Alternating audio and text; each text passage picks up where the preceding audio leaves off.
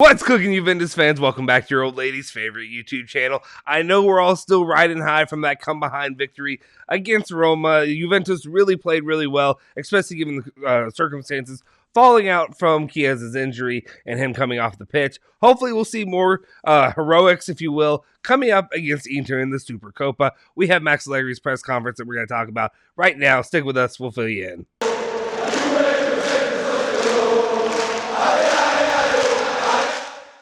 Ciao ragazzi, welcome back to the Bianconeri Zone. My name is Justin Sofro. Today, it is Tuesday, December 11th, 2022, and of course, I have your latest rundown of all things Juventus. We appreciate each and every one of you for tuning in. As always, please make sure you hit that like button, smash that subscribe button if you're new to the channel, or if you're not new to the channel, hit the subscribe button. We're sure with our analytics, we see how many people that actually watch our channel really aren't subscribed, so make sure you're subscribed to the channel, and then also, of course, hit that bell icon to stay notified for all of our latest videos. Okay, let's just go ahead and jump into it and get what Max Allegri said going into the Supercoppa against Inter Milan. First up, we have Max Allegri's comments saying, this is all with Juventus TV or whatever have you, basically, but he's saying Bonucci's recovered and will be available tomorrow, which will be a big plus. Juventus need him right now, especially given the circumstance in the center back room as it's been standing lately anyway, but also with De Ligt and his red card that he received. Continuing on, he goes on to say that Danilo may be available next week as well. That would be good. We're going to need Danilo back as soon as possible. I have assessed the condition of Dybala, who played 86 minutes in Rome. Oh, I have to assess. I think that I have assessed. Sorry. I have to assess. So we'll see how he does. I mean, let's not kid ourselves. Dybala needs to play, my guy. There's no excuse for this right now. I know you have to assess him because of his ongoing injury issue, but he needs to play in this match if you care about the trophy at all. Going on to say Padin will play because Szczesny has been vaccinated and will have to arrive in the stadium at the last minute. What the hell? What are we doing? Are we just trying to get rid? Oh, my Lord. Sorry, I just saw. This is all news to me, guys. I'm literally running through it now right before I have to head into work. And what do you tell me that Szczesny is not going to be playing in this match? Manon. Okay. That's ridiculous. That's absolutely ridiculous. Hopefully Padin can be up to the challenge, but we need Szczesny. Come on. All right. Yeah, these are actually real reactions, real-time reactions from me. He goes on to say Chiesa was in a calm, beautiful moment. To make up for his absence, we all have to do something more. It is a great loss for us and for Italian football. That's such a weird way to describe it. I never think of really describing any kind of player's play or presence of mind really as calm or beautiful, or I guess maybe that's fine, but I just always think of like he was in the zone, he was whatever. You think of this like high level intensity kind of way of thinking. Either way, it's going to be a great loss for us and the Italian national team as well, obviously. Hopefully for both teams, because I'm also an Italian national team fan, as you can see in the background here, and that's important to me that both teams play well, and hopefully they'll find a way to pull this one through. He goes talking about the market. This is the squad we have, and we'll keep it that way. When we see we'll see what happens. We have Kyle George, we have Kulusevski, and if necessary, we can put Quadrado up on the pitch. Yeah, this is really, to me, we'll see about Kyle George, but to me, this is Kulusevski's moment. We were so close to seeing all these rumors coming to fruition about potentially Kulusevski being sold in the Mercado, and now is his moment for my sweet baby giraffe boy to get out there and to go prove himself. I mean, he ended up doing pretty well when he came in the second half, or not second half, but following Chiesa's injury in the match against Roma. Hopefully he can keep that up and he can look like a serviceable piece, and maybe he has he'll end up earning a long-time future with Juventus. Continuing on, he says against Roma, Rugani was among the best, and defensively he is among the best.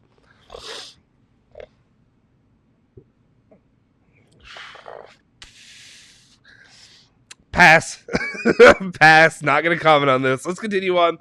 Kulusevski, I spoke to him yesterday. He has important qualities. He can play different roles. But what is important for him is that he finds a certain maturity in playing the games. I agree with that. Hopefully he can continue to develop as a player and mature as a player.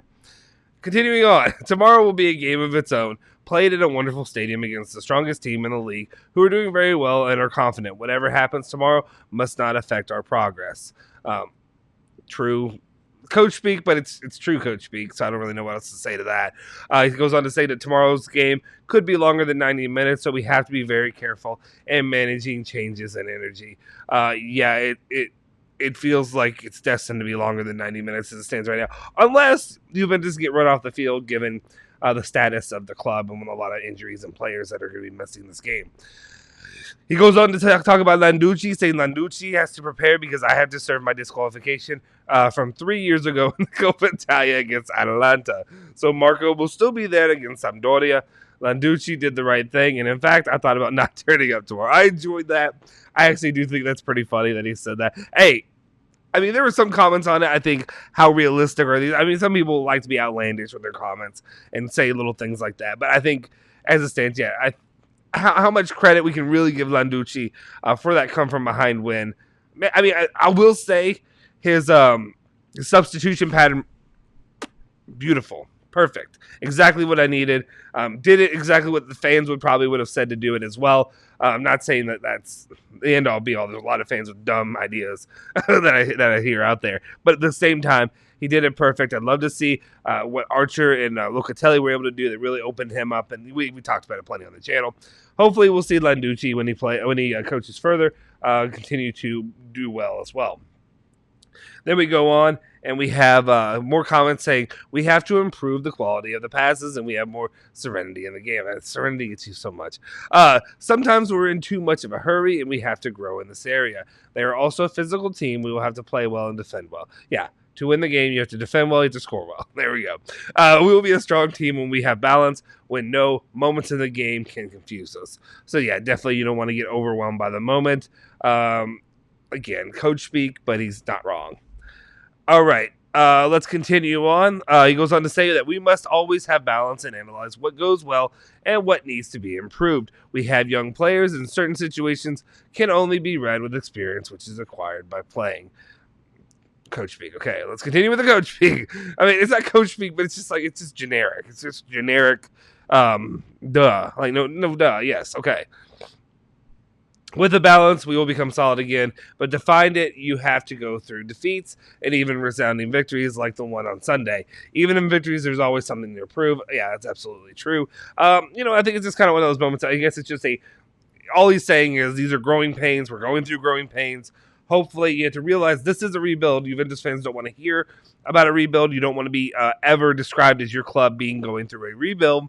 But that's what you're going through. It's a rebuild. Juventus is rebuilding, and hopefully they can rebuild quicker than it can be delayed.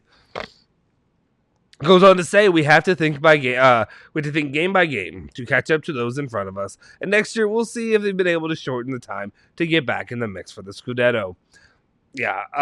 I mean, I like that line of thinking. I think a lot of fans are so stuck on we need to win the Scudetto, and I am as well stuck on that. But here's the way I look at it: is this season, my focus was the Scudetto. It wasn't on Champions League. Right now, Champions League, they're playing much better than they are in the Scudetto race. At the same time, Juventus have to get there inch by inch, not mile by mile. And I'm sorry for everybody who doesn't use, or for everybody out there that uses the metric system and is looking at me like I'm some bleep hole American sticking with our way of doing it. But anyway, short distance by short distance instead of long distance. There we go. Anyway, we'll see. Hopefully the Scudetto can be a serious right now. Okay.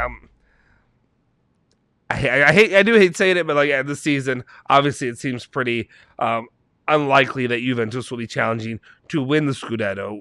Anything could happen.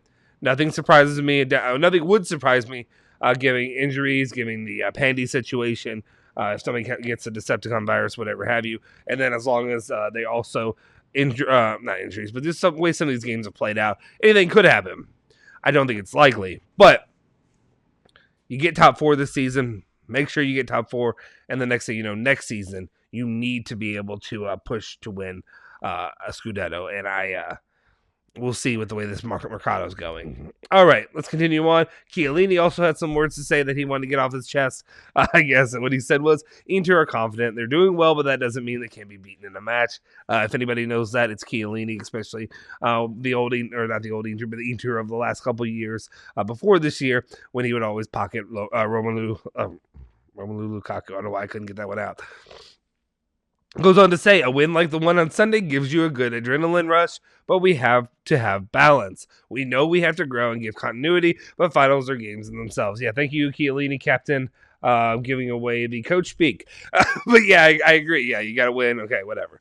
Continues on to talk about suspension, saying, I hope the rules will change. It's right that those who have won the Coppa Italia and the league play with the best players. It doesn't make sense that picking up a yellow in the league means you miss these games. I think that is very true. I think that's a very good point. I think just because it's Serie A based doesn't mean that these rules should apply to the Supercoppa. The Supercoppa should almost be looked at like its own.